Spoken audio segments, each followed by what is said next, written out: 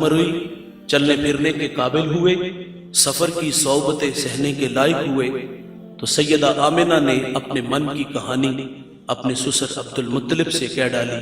6 سال جدائیوں میں گزرے ہیں، اگر آپ رخصت دیں تو میں اس خاک کو آنکھوں کا سرما بنا لوں۔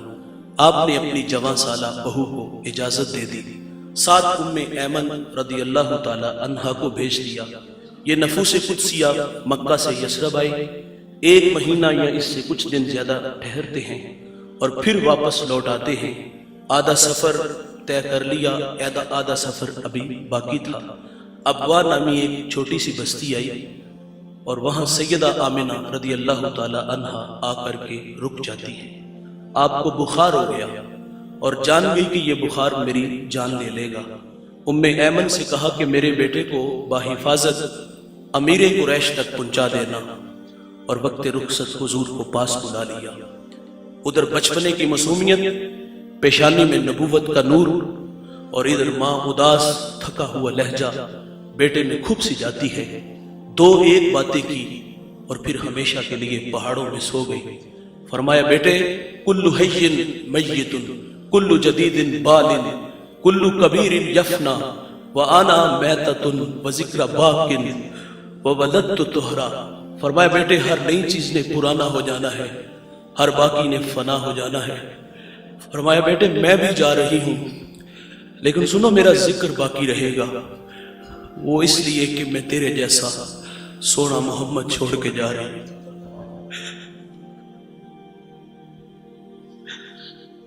سانسوں کی مالا ٹوٹ گئی، موتی کہیں فضا میں بکھر گئے۔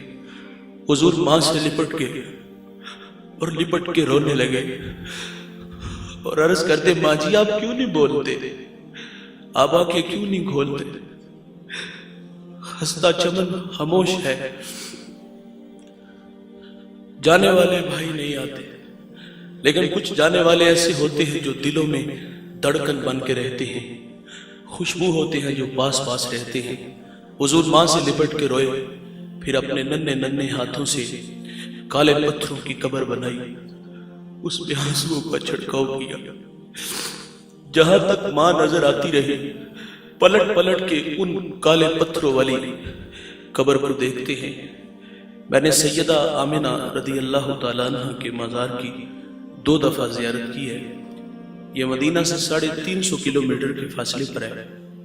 رات 1:45 بجے پہاڑ کے نیچے تھے، ماحول بالکل خاموش تھا، ہوا کا کہیں سے کوئی ایک جھونکا بھی نہیں آیا، لیکن سیدہ کے قدموں میں جا کھڑے ہوئے ایسے لگا کہ اللہ نے جنت کے 8 دروازے ہی کھول دیے۔ آج بھی جنت سے ٹھنڈی ہوائیں سیدہ کو سلام کرنے آتی ہیں۔ ام ایمن کہتی میں حضور کو لے کے پہاڑ سے نیچے اتری تو پیچھے پلٹ کے دیکھا تو حضور میرے ساتھ نہیں تھے۔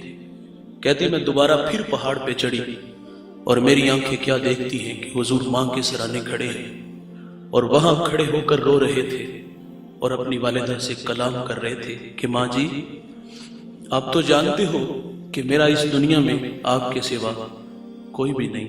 ام ایمن کی بھی جان نکل گئی، حضور کو سینے سے لگا لیا۔ آقا فرمایا کرتے تھے کہ ام ایمن میری ماں کے بعد میری ماں لگتی ہے۔ میرے بھائی جسے عزتیں ملتی ہیں وہ آزمائے جاتے ہیں، ابھی آئے نہیں، باپ نہیں، 6 سال کی عمر ہے، ماں نہیں۔ کفالت کا ذمہ جناب عبد المطلب رضی اللہ تعالی عنہ نے اٹھا لیا۔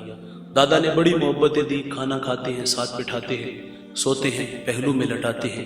ذل کعبہ عبد المطلب کی مسند بچتی تھی جس پر بیٹوں کو بھی بیٹھنے کی جرت نہیں تھی۔ حضور لاڈلے تھے، دادے کی مسند پر بیٹھ جاتے تھے۔ 2 سال گزرے، بے پناہ محبتیں وصول ہوئی، صاحب غم کی کہانی ٹوٹی نہیں، سیلاب تھما نہیں۔ 2 سال بعد جناب عبد المطلب کا انتقال ہو گیا۔